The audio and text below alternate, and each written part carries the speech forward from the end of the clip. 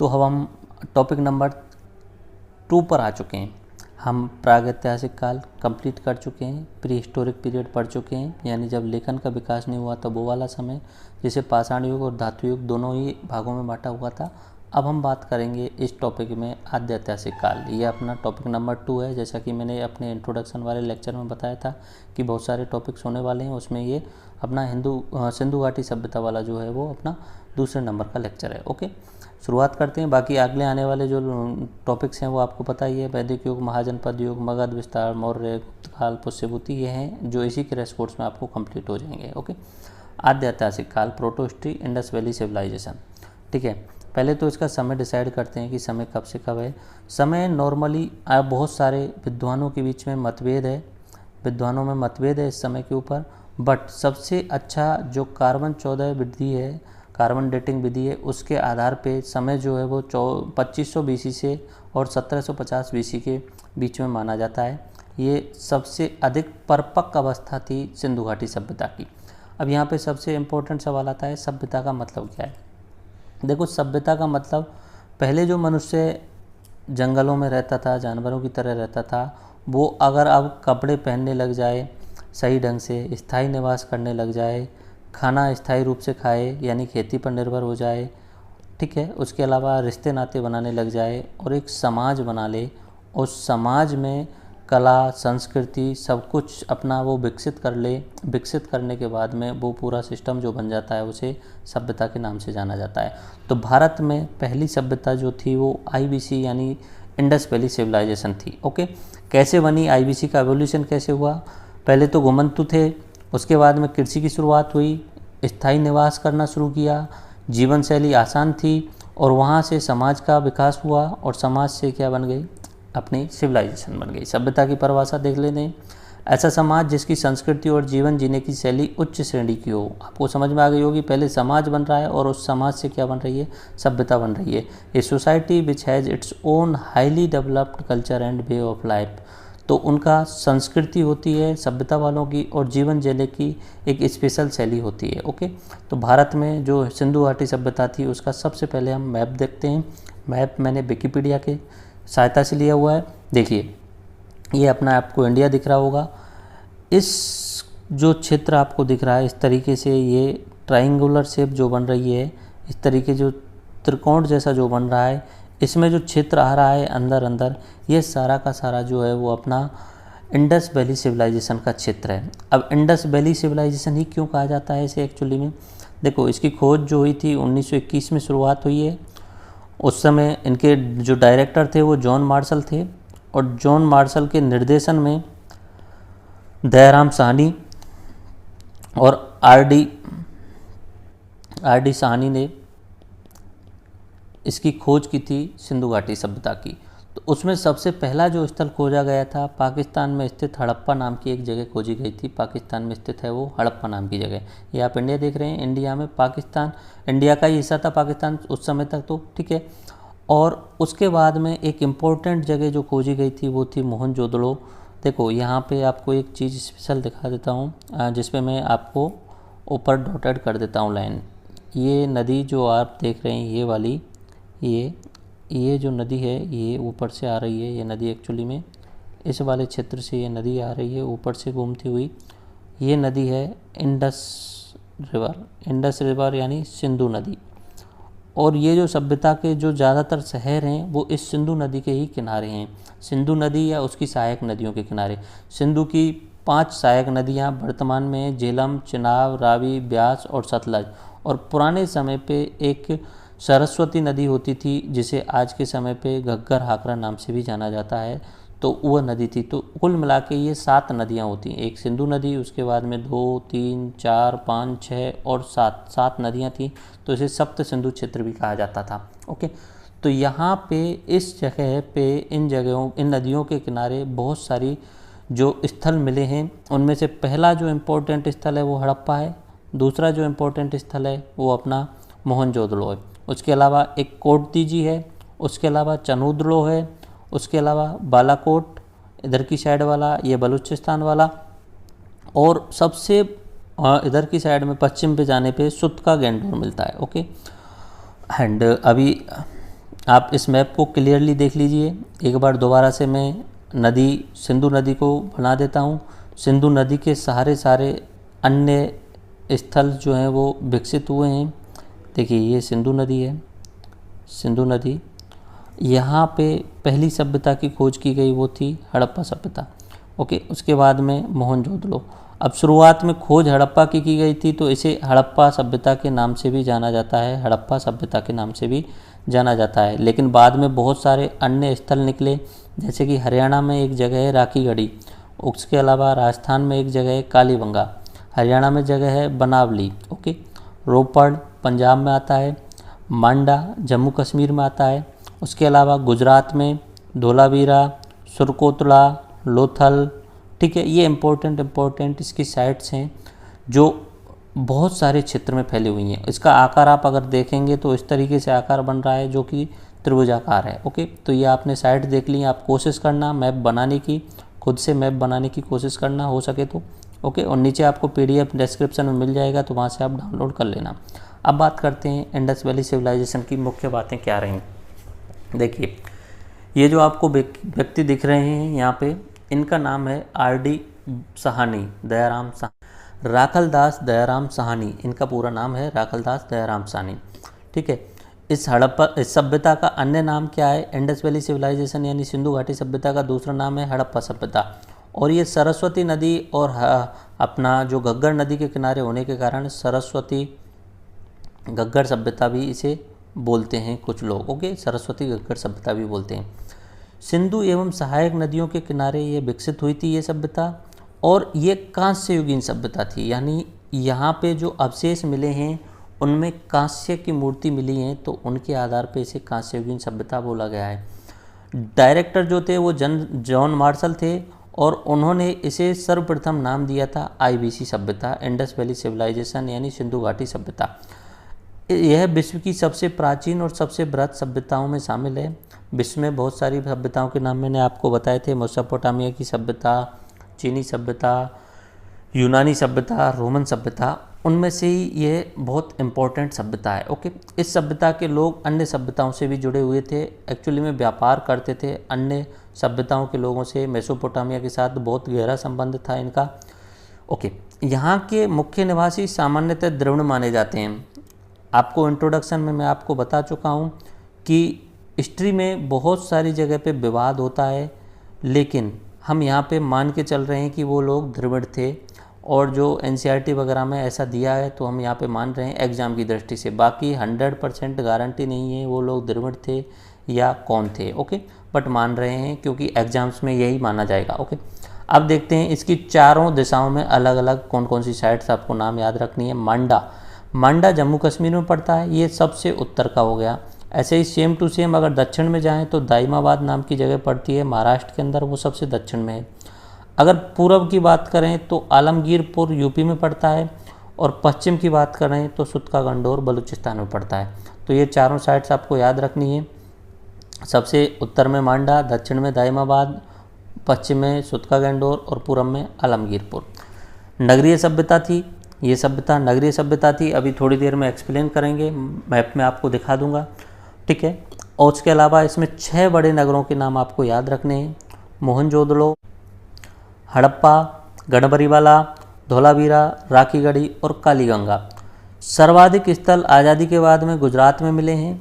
बंदरगाह लोथल और सुरकोतला नाम से फेमस हैं।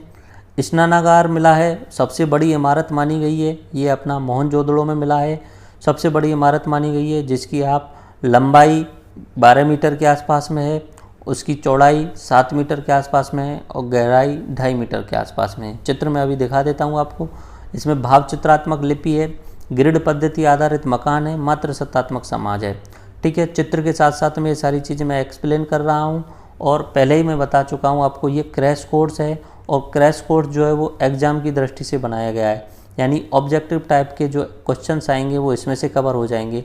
लेकिन बहुत सारी चीज़ें ऐसी हैं जो इस क्रैश कोर्स में मैं कवर नहीं कर पाऊँगा इस IBC से रिलेटेड, क्योंकि अगर मैं सारी चीज़ बिंदुओं को कवर करने लग जाता तो ये इंडस वैली सिविलाइजेशन वाला ही 2.5 घंटे 3 घंटे खा जाता।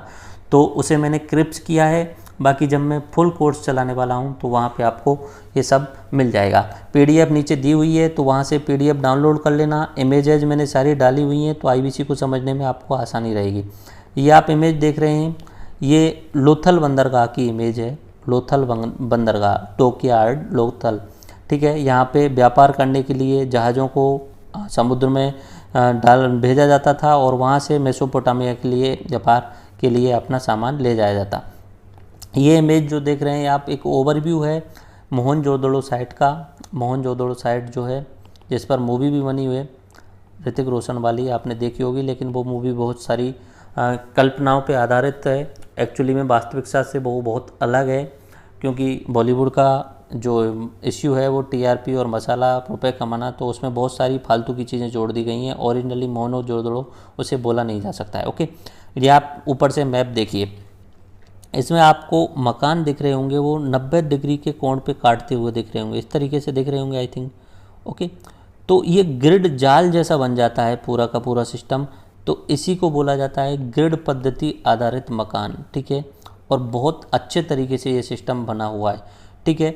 और इनमें ही जैसे ये बीच में स्नानागार मिला है, ये बीच में स्नानागार है, यहाँ पे आप देख रहे हो ये अन्नागार बोला गया है। अन्नागार यानी अन्न को एक साथ रखने के लिए, जैसे गोदाम, अन्न गोदाम भी बोल सकते हैं आप। तो ये ओवरव्यू लिया गया है उस साइट का। ओके, यहाँ पे इधर की साइड में ऊंचा टीला है यहाँ पे, तो ऐसा माना गया है कि हो सकता है राजा महाराजा ऊंचे टीलों पे रहे होंगे।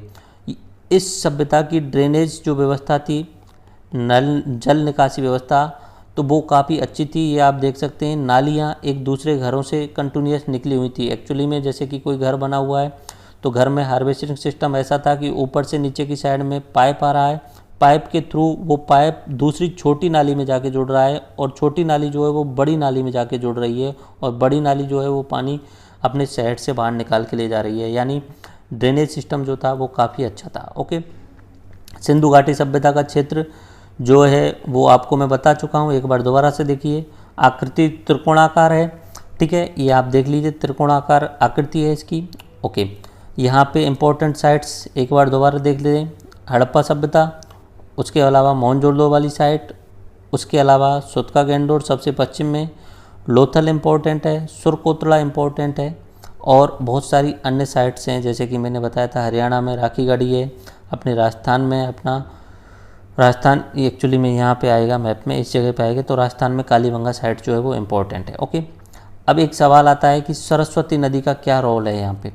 सरस्वती नदी पुराने समय पे अपने राजस्थान से होकर बहती थी, इधर की साइड में उत्तराखंड से निकलते हुए और अपना हरियाणा से पंजाब से होते हुए राजस्थान में आती थी सरस्वती नदी, और वो आगे निकल जाती थी इस तरीके से।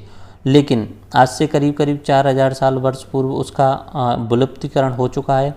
उसका अनेक कारण बताए गए हैं कि सरस्वती नदी का रहस्य क्या है।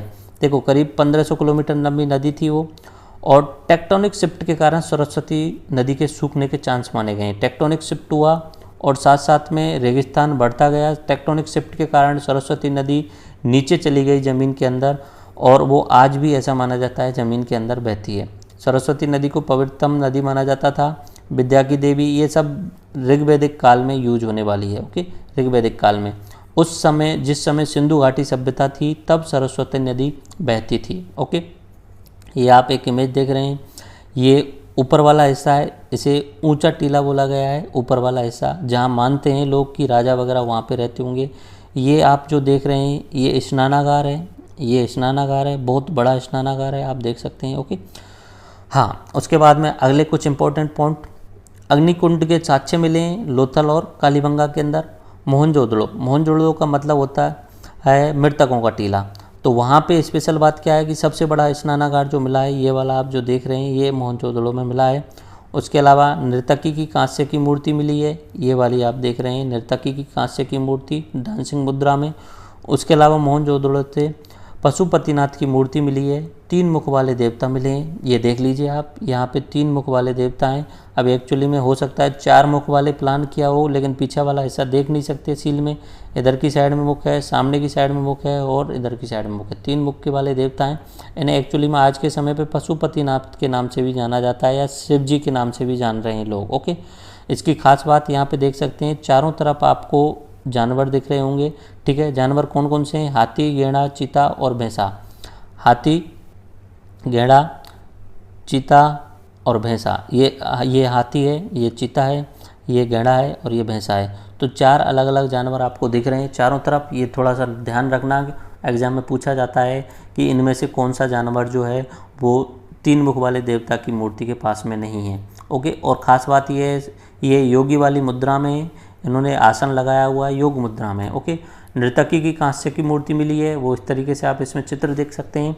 भाव चित्रात्मक लिपि का यूज किया गया है। भाव चित्रात्मक लिपि को बुष्टोपुदन भी कहा जाता है, यानी चित्र जो हैं उन्हें ही लिपि के रूप में यूज किया गया है। और ख़ास बात यह है कि ये लिपि पहले दाईं तरफ जाती है और फिर धीरे धीरे इस तरीके से बाईं आती है, फिर धीरे धीरे दाईं जाती है, इस तरीके से। ये देख लीजिए, ये चित्रों का उपयोग किया गया है। यहाँ पे ऐसे जाते नीचे आते, ये अपनी भाव चित्रात्मक लिपि है, यानी बुष्टोपुदन मेथड है। नगरों में घरों का विन्यास जो है ग्रिड पद्धति आधारित है, बता चुका हूँ। समकोण पर काटते हैं सारे के सारे घर। ओके, इस तरीके से ग्रिड पद्धति आधारित, ये पूरा जाल बन जाता है, ग्रिड पद्धति आधारित है। मुख्य फसल जो है वो उस समय गेहूं और जौ यूज की जा रही है। शहद का प्रयोग वो कर रहे हैं।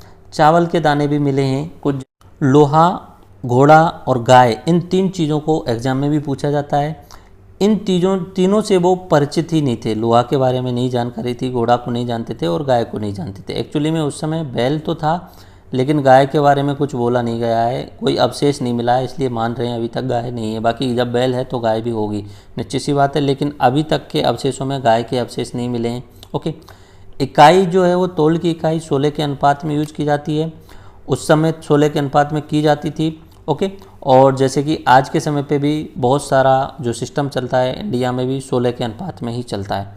मेलुआ एक शब्द यूज किया गया है, और अगर आपने पुस्तक भी देखी होगी तो मेलुआ नाम से एक बहुत बढ़िया पुस्तक आई थी, और जो कि अपने शिव जी के ऊपर थी शायद, शिव जी के पुराणों के ऊपर, और जो इन दोनों ही सभ्यताओं को एक साथ में जोड़ती है, यानी वैदिक सभ्यता और अपना इंडस वैली सिविलाइजेशन। ओके, मेलुआ शब्द जो है वो यूज किया गया है, मेसोपोटामिया में मिला है, मेसोपोटामिया में मिला है ये शब्द, और माना जा रहा है कि मेलुआ जो है वो आईवीसी से रिलेटेड है।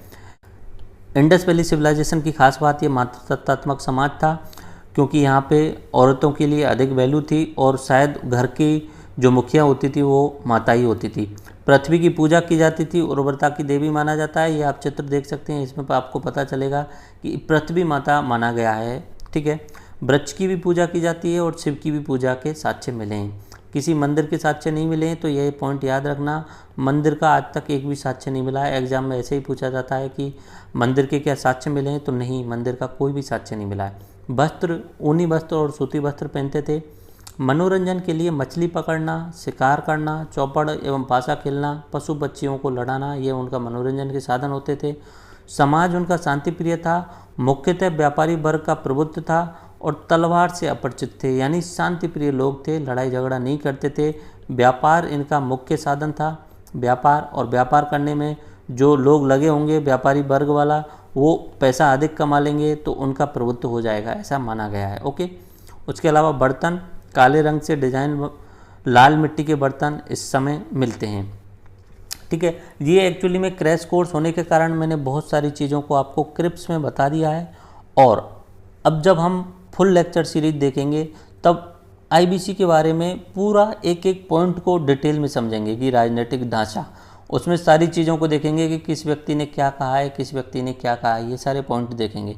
राजनीतिक ढांचा में जैसे कि कुछ लोग मानते हैं वहाँ पे धार्मिक लोगों का अधिकार था, हो सकता है वहाँ पे जो पुजारी वगैरह होते थे वही शासन चलाते थे। कुछ लोग मानते हैं कि व्यापारियों का ही शासन था, कुछ लोग मानते हैं कि हो सकता है वहाँ पे राजा वगैरह रहा हो, और कुछ कहते हैं कि एगैलिटेरियन यानी समतावादक समाज था, सब लोग समान थे, ऊंचा नीचा कुछ नहीं था। सामाजिक जीवन दिखेंगे, उनका खान पान कैसा था, कपड़े पहनने का, आभूषण वगैरह, उनके मनोरंजन के साधन ये क्या थे, ये सब फुल लेक्चर में हम देखेंगे। आर्थिक जीवन पूरा देखेंगे, विरासत क्या आज के समय तक चली आ रही है, आईबीसी पतन कारण कैसे हुआ, तो ये फुल लेक्चर में हम देखेंगे। जब भी अपनी फुल लेक्चर सीरीज होगी तब उसमें हम देखेंगे। अगर मैं इसमें ही कराने लग जाता तो आईबीसी ही 2.5 घंटे या 3 घंटे खा जाता। ओके, राजनीतिक ढांचा जैसे कि शासक वर्ग, पदानुक्रम, ये मैंने पीडीएफ तो तैयार कर ली, लेकिन मैंने यहाँ पे जाते समय ऐसे क्रिप्स कर लिया क्योंकि मुझे लगा कि बहुत बड़ा हो जाएगा। ओके, सिंधु घाटी सभ्यता के पतन के कारण देख लेते हैं। अलग अलग सिद्धांत हैं।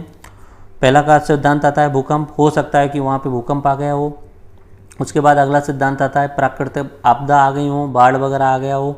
उसके अलावा आर्यों का आक्रमण, ऐसा माना जाता है कि जो इंडस वैली सिविलाइजेशन के लोग थे और यूरोप की साइड से या मध्य पूर्व एशिया से जो आर्य आए थे, उन्होंने उन पर आक्रमण किया और इंडस वैली सिविलाइजेशन के लोगों को भगा करके नीचे की साइड में पहुंचा दिया।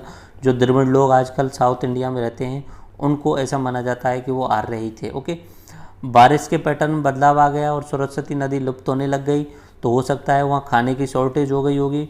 एंड पारिस्थितिकी बदलाव, जिसे सबसे ज़्यादा इम्पोर्टेंट माना जाता है। अगर आपसे कुछ एग्जाम में पूछा जाए कि सिंधु घाटी सभ्यता के पतन के कारण, तो सबसे ज़्यादा सटीक जो आंसर रहेगा वो पारिस्थितिक बदलाव आए हैं उसमें, क्योंकि ज़मीन उपजाऊ हो गई, जनसंख्या बढ़ने लग गई, तो भोजन की अनुपलब्धता हो गई।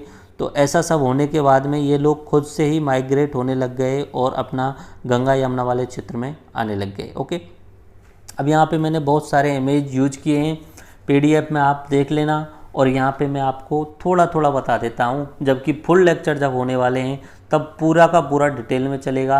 IBC का लेक्चर 2.5 घंटे का होगा कम से कम। ओके, ये आप देख सकते हैं खिलौने यानी मनोरंजन के साधन जो हैं, ये सब IBC में मिलने वाली चीज़ें हैं। इंडस वैली सिविलाइजेशन में अलग अलग स्थलों पे मिले हैं। ये आप देख सकते हैं ऑर्नामेंट्स, आभूषण, देखिए गले की माला, सोने के आभूषण वगैरह हैं। ये आप देख सकते हैं एक सील है, तो इसमें आपको बैल दिख रहा होगा, बैल का चित्र, और ऊपर की साइड में कुछ लिपि लिखी हुई है, ये आप देख लीजिए। ओके, ये उस IBC में यूज किए जाने वाले मृदभाण हैं, ये भी एक चित्र है मृदभाण का। ये सील, ये खिलौने, उसके अलावा ये बच्चों के लिए छोटी कार्ट, ये बच्चों का खिलौना मिला है। इसका मतलब बच्चों के लिए वहाँ मनोरंजन के साधन उपलब्ध थे। मनोरंजन साधन उपलब्ध होना, इसका मतलब सीधा यही होता है कि वहाँ पे समाज जो था वो बहुत ज़्यादा विकसित था। ये मुद्रा मिली है, ठीक है, इससे उसके कपड़े पहनने के विन्यास का पता चल रहा है कि कोई मनुष्य जो है वो ऊपरी कपड़े पहनता था और उसके साथ साथ में वो नीचे वाले हिस्से पे भी कपड़े पहनता था। तो ऊपरी हिस्से के अलग कपड़े होते थे और नीचे वाले हिस्से के अलग कपड़े होते थे। ओके, उसके अलावा इस तरीके से आभूषण के कुछ ऑर्नामेंट्स वगैरह मिले हैं। ये शीशा है, एक शीशा यूज किया जाता था, जो गोलाकार शीशा है वो मिला है। शीशा यानी मिरर जो होता है अपना वो। उसके अलावा गोल्ड के ऑर्नामेंट्स आप ये देख लीजिए, गोल्ड के ऑर्नामेंट्स वहाँ पे मिले हैं। ये सारे मैंने इंटरनेट से सर्च करके आपके लिए यहाँ डाले हुए हैं। फुल लेक्चर जब भी होगा तब आपको एक एक चीज़ को पूर्ण रूप में समझाया जाएगा। खेलने के लिए ये पासा यूज किया जाता था। ये बोर्ड गेम वहीं पे मिला है, IBC का ही बोर्ड गेम है। ये जो सील दिख रही है आपको, इसमें आपको दिख रहा होगा बुल फाइटिंग, एक व्यक्ति किसी बुल से या बैल से लड़ रहा है, साथ में योगी मुद्रा वाला फोटो है भी है। ओके, ये आप इमेज मिली है एक सील के अंदर, इसमें आपको दिख रहा है कि एक नाव है, नाव को खेने वाले 2 लोग हैं, तो इसका ये हमारे द्वारा बनाया गया चित्र है। ओके, उसके बाद में ये आप चित्र देख सकते हैं, जो बर्तन यूज किए जाते थे, टूल्स जो यूज किए जाते थे, ये आइवरी कॉम्ब है, यानी हाथी दांत के द्वारा बनाया गया कंघा है, जो बालों को संभालने के लिए यूज किया जाता होगा मतलब ऐसा हो सकता है, 100% ट्रुथ नहीं है। ये औजार हैं जो यूज किए जाते थे। ओके, ये मातृ देवी, मातृशक्ति की मूर्ति है। ये वाला जो चित्र मैंने बताया था पशुपतिनाथ वाला, इसके 3 साइड में मुँह हैं, इस साइड में, सामने और अपना पश्चिम दिशा में। ओके, उसके अलावा मैंने इसमें बताया कि तीनों चारों दिशा में कुछ ना कुछ जानवरों के फ़ोटोज़ हैं, जैसे कि शेर, हाथी, गैंडा और अपना भैंसा, इस तरीके से। और ये मूर्ति भी स्पेशली मिली है, ये मिली है अपनी कालीबंगा में, और इसे मान सकते हो आप शायद शिव जी की पूजा की जाती थी उस समय, शिव जी की पूजा की जाती थी। ओके, उसके अलावा इस तरीके की एक सील मिली है, तो वहाँ से पता चल रहा है कि पीपल के वृक्ष की पूजा की जाती थी, पीपल के वृक्ष की पूजा की जाती है। ओके, और ये बहुत सारे अलग अलग आपके इमेज मैंने दोबारा से आपको दिखाए हुए हैं, शब्द आग्रह की भी इमेज हैं। तो इस तरीके से मैं अपना टॉपिक नंबर 2 अपना यहाँ पे कंप्लीट करता हूँ, और उसके बाद में अपना टॉपिक 3 जो है वो हम शुरू करते हैं। टॉपिक 3 है अपना वैदिक सभ्यता। ओके, और बाकी जो इसमें आपको लग रहा है कि सर आपने बहुत सारी चीज़ों को क्रिप्स में बताया, छोटा बताया है, तो मैं फिर से रिवाइज कर देता हूँ आपको कि ये अपना क्रैश कोर्स है, और क्रैश कोर्स जो बनाया जा रहा है वो आपको ओवरव्यू देने के लिए और उसके साथ साथ में एग्ज़ाम में क्वेश्चन सॉल्व करने के लिए बनाया गया है। ओके, इसमें हर चीज़ को डिटेल में नहीं बता सकता, क्योंकि अगर मैं डिटेल में बताता तो IBC जो है उसे 2.5 घंटे से पहले कभी ख़त्म नहीं किया जा सकता। चलो नेक्स्ट टॉपिक की तरफ चलते हैं।